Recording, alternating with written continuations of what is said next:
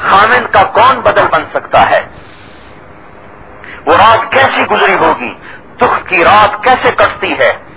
پھر سورج آیا اور اپنی ساری آنکھیں کھولتا ہوا آیا اور اپنی آنکھ کو برساتا ہوا آیا۔ وہ خود بھی گرم ہوا، ہوا کو بھی گرم کیا، پہاڑوں کو بھی گرم کیا، پتھروں کو بھی گرم کیا، حتیٰ کہ مکے کا ایک ایک پتھر آگ برسانے لگا۔ اس ہاجرہ کے پاس کوئی گھر نہیں جس کے سائے میں بیٹھ کر اس دھوپ سے جان بچا سکے۔ ایک معمولی سا درخت تھا کیکر کا، یہ صحرا کے درخت کی کتنی چھاؤں ہوتی ہے، اس کے نیچے بیٹھی ہوئی ہے اور آسمان کو تک کے کہہ رہی ہے اللہ میں اس سے بھی راضی ہوں۔ مکے کے پتھر آگ بن گئے، ہوا آگ بن گئی، ساری فضا آگ بن گئی اور امت محمد کی ہانڈی تیار ہو گئی۔ اب کھانا ختم اور پانی ختم،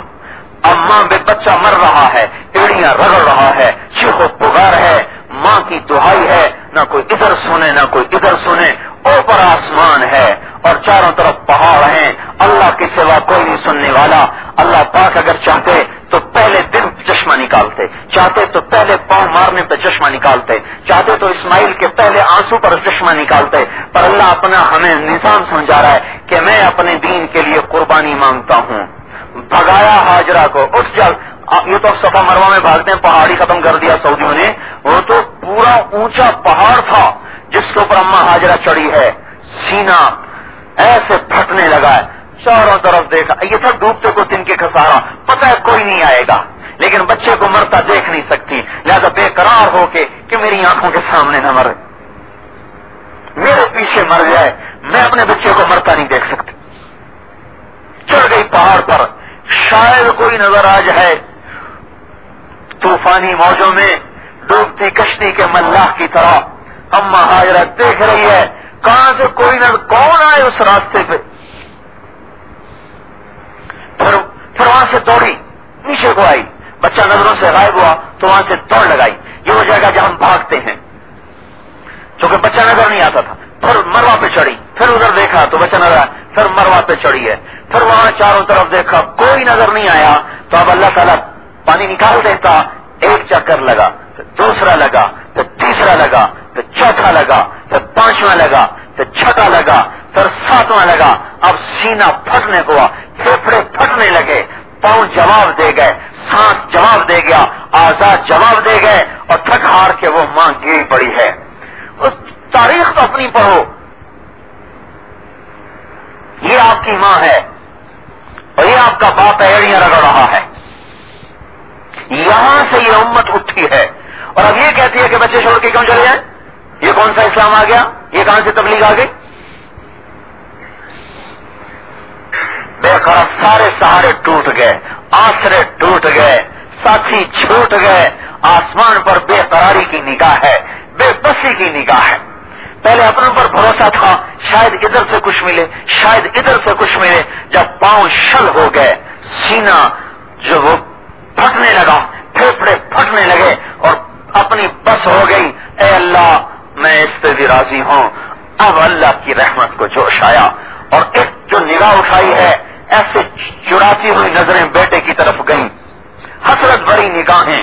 کیا میں بھی مروں گی، میرا بیٹا بھی مرے گا، نہ میرے لیے پانی نہ بچے کے لیے پانی، تو ایک حسرت بھری نگاہ جیسے آخری نگاہ کوئی ڈالتا ہے، الوداعی نگاہ اپنے بچے پر پڑی، اس الوداعی نگاہ میں اللہ نے زندگی ڈال دی کہ ایک نوجوان کو دیکھا، خوبصورت نوجوان جو بچے کے پاس کھڑا ہوا ہے، تو گھبرا گئی، ڈر گئی، پھر زندگی لوٹ کے آ گئی کہ یہ کون میرے بچے کے پاس آ گیا، دوڑ کے واپس آئی تو آدمی کا وجود کوئی نہیں اور بچے کی ایڑیوں سے پانی پھوٹ کے باہر آ رہا ہے۔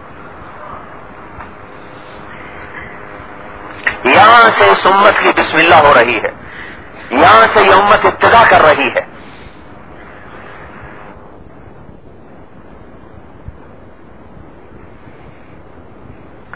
یہ ساری قربانی کیوں دلوائی گئی کہ اب اس امت کی، اس ماں کی گود سے، اس بچے کی پشت سے 1400 سال، 4000 سال کے بعد ایک امت پیدا ہوگی جس کی ہر ماں ہاجرہ بن کے دکھا دے گی، جس کا ہر بیٹا اسماعیل بن کے دکھا دے گا، جس کا ہر باپ ابراہیم بن کے دکھا دے گا۔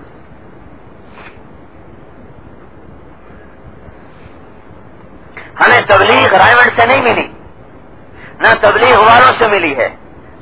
نہ ہم ان کو دیکھ کے تبلیغ کر رہے ہیں، نہ ان کو دیکھ کے چھوڑ رہے ہیں۔ بہت سے لوگ ہیں کسی تبلیغ والے کی برائی دیکھی تبلیغ چھوڑ دی۔ تیار کردہ علمی کیسٹ گھر، کیسٹ ملنے کا پتہ نوٹ فرما لیں۔ علمی کیسٹ گھر، دکان نمبر 5، فاطمہ پلازا، نج تبلیغی مرکز، مدنی مسجد، پڈل B area, Karachi. Phone number 63700813 یا علمی کیسٹ گھر، الفرقان مارکیٹ، بالمقابل جہانگیر پارک، مسجد صالح، دکان نمبر 4B، پریری اسٹریٹ، صدر، کراچی۔ Phone number 72370887۔ ساری قربانی کیوں دلوائی گئی کہ اب اس امت کی، اس ماں کی گود سے، اس بچے کی پشت سے 1400 سال، 4000 سال کے بعد ایک امت پیدا ہوگی جس کی ہر ماں ہاجرہ بن کے دکھا دے گی، جس کا ہر بیٹا اسماعیل بن کے دکھا دے گا، جس کا ہر باپ ابراہیم بن کے دکھا دے گا۔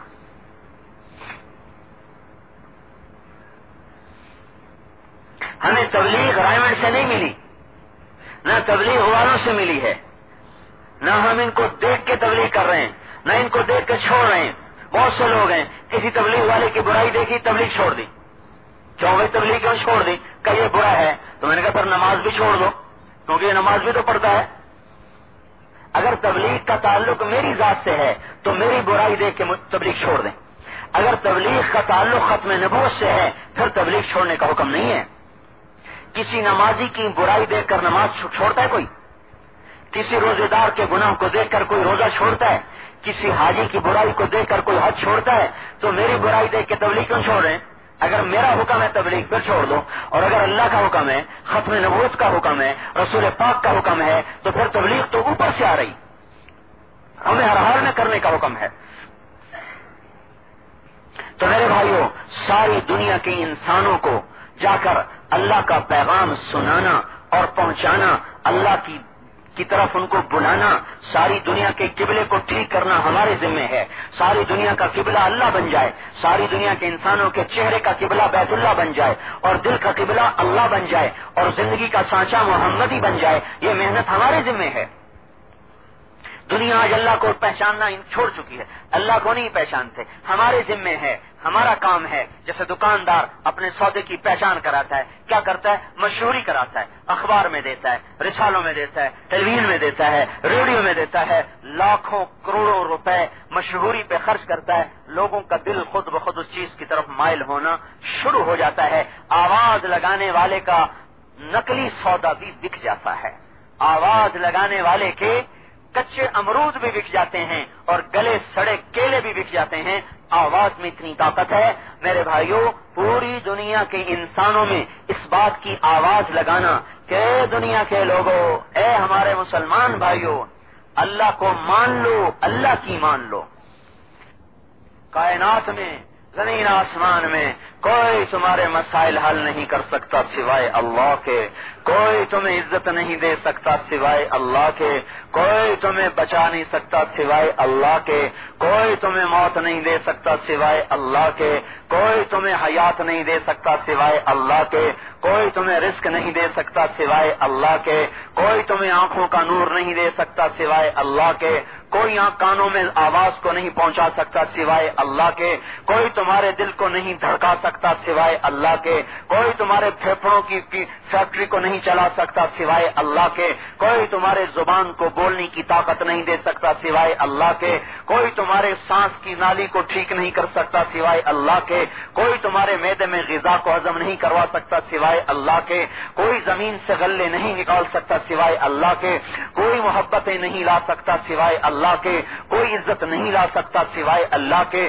کوئی امن نہیں لا سکتا سوائے اللہ کے، کہیں جنگ مسلط نہیں ہو سکتی سوائے اللہ کی اجازت کے، کہیں امن نہیں آتا سوائے اللہ کی اجازت کے، کوئی اونچا نہیں ہوتا سوائے اس اللہ کے چاہنے کے، کوئی نیچا نہیں ہوتا سوائے اللہ کی چاہت کے، کوئی محبتیں نہیں بکھیرتا سوائے اللہ کے چاہے، کہیں نفرتیں نہیں اگتی سوائے اللہ کے چاہے، کہیں زمین سرسبز نہیں ہوتی جب تک اللہ نہ چاہے، کہیں ہریالی نہیں آتی جب تک اللہ نہ چاہے، کہیں سبزہ نہیں اگتا جب تک اللہ نہ چاہے، کہیں ویرانی نہیں آتی جب تک اللہ نہ چاہے، کہیں اولے نہیں برستے جب تک اللہ نہ چاہے، کہیں بارش نہیں آتی جب تک اللہ نہ چاہے، کہیں بجلیاں نہیں گرجتی جب تک اللہ نہ چاہے، کہیں رات نہیں آتی جب تک اللہ نہ چاہے، کہیں دن نہیں نکلتا جب تک